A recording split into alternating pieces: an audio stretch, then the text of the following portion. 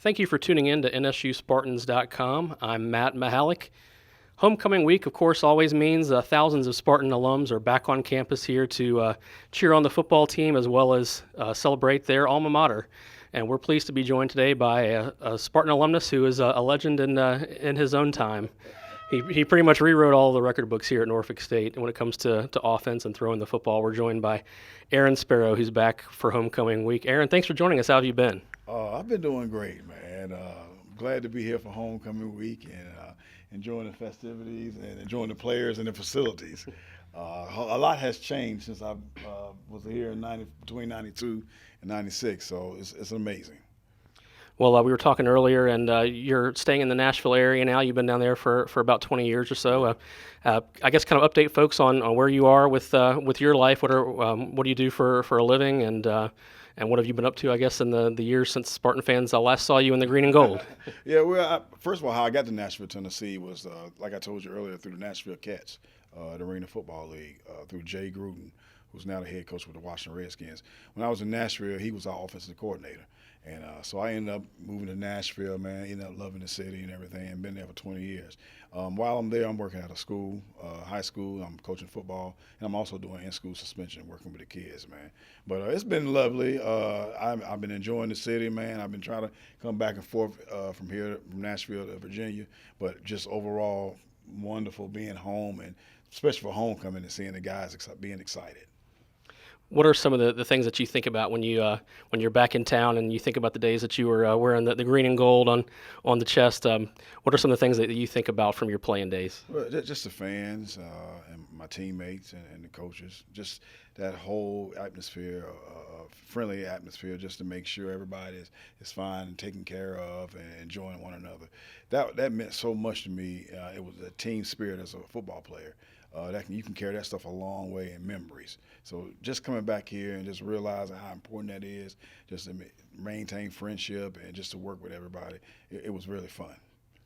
Speaking of fun and memories, you certainly made a lot on the football field, passing for 8,000 yards, 79 touchdowns, records that still stand to this day. When you think back to your days as a player, what are some of those memories, some of those games or plays that maybe still pop up in your mind every now and then when you're thinking about yourself slinging the pigskin back there? I'll tell you one of my most favorite game was against Winston-Salem. I think we were down by a score, and I think I threw 7 touchdowns that game, and I scored in the final seconds. And just the fans rushing the field and guys pulling me, jumping me, knocking me down to the ground. Just that excitement right there. College football atmosphere is what really it's all about. And just overall, like I told you, man, just the camaraderie between the teammates and everything, I'll never forget that. You know, I'm 46 years old, and I still think about those days. Well, there's always a lot of pride in 757 football, starting in the youth ranks up through high school, and you certainly did your thing at Wilson High School there in Portsmouth, 2-time Tidewater Player of the Year. And what do you remember back about the days of the process of you coming to Norfolk State? Obviously, you were pursued by a lot of programs, ended up staying home and playing here for the hometown team. What do you remember back about that whole process? That process was amazing. It was fun. But then again, it was challenging, you know, because I wanted to go somewhere that my family could see me play. But at the time, you know, I wanted to play Division I football also. But I didn't make it because of my SAT scores. Well, I ended up having to come to Norfolk State and try to make the best of that, of my career. But during that time, my era was competitive.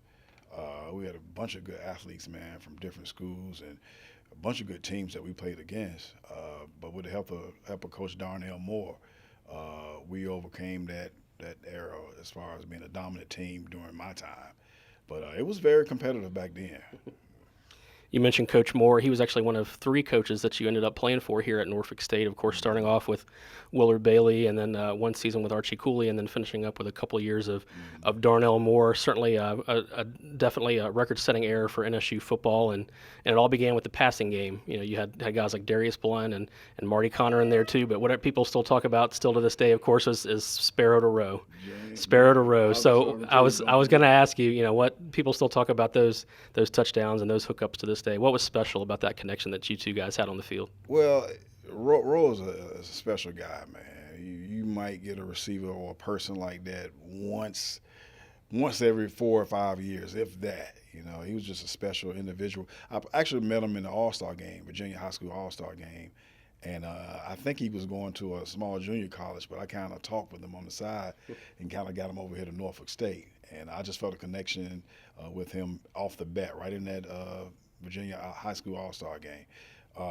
Playing with him, man, he made it easy for me. He really did.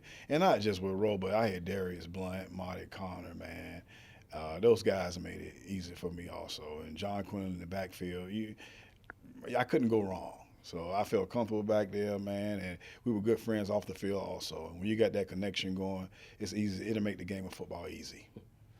Of course, you were part of some great Battle of the Bay games as well, and our head football coach, Latrell Scott, was on the other side of it with the Hampton Pirates. I asked him earlier, and he said, that you guys knew each other a little bit, maybe not the closest of friends, but you were acquainted with each other.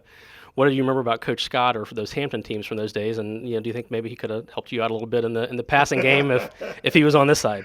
I remember him. I remember him, big tight end and everything. But at the time, I was really focused on Hampton, trying to beat Hampton, and we could never just get past those guys. They were big up front. They were strong in the secondary. They were disciplined. This is a good overall football team. But those days were fun, man, and they were competitive. But they always had the edge over us for some reason. We tried, but we couldn't overcome it. Yeah, that's how rivalries can go sometimes. But you're back on campus, obviously, for homecoming activities this week. What are some things that you think of when you see what the campus looks like now? Obviously, it's gone huge transformation. Dick Price Stadium wasn't here when you were finishing up your football career, but all the other growth, both in the football program and on campus. What do you think when you come back and see it now? Amazing and beautiful. And I wish it was like this when I was here, but man, this is big time. You can't beat this. It's good for the recruitment. It's good for the fans, and it's good for the players and alumni to come back and see facilities like this. But it's amazing. You have to see it for yourself, man. The turf and just the stadium itself and just the whole overall view of the campus. A lot has changed, and I wish it was like this when I was here. But look, hey, time moves on, things change, but it's a beautiful campus. Well, you're definitely a big part of the growth of the football program and us getting to this point. You're certainly a big part of the legacy of Spartan football. Aaron, thanks for joining us here today. It's been a pleasure to chat with you, and I know a lot of folks will be happy to see you back here for homecoming this week. Yes, thank you very much. Thanks for having me. Absolutely. Again, that's Aaron Sparrow, Spartan quarterback, CIAA Player of the Year, NSU Hall of Famer. Of course, we could go on and on about his accomplishments.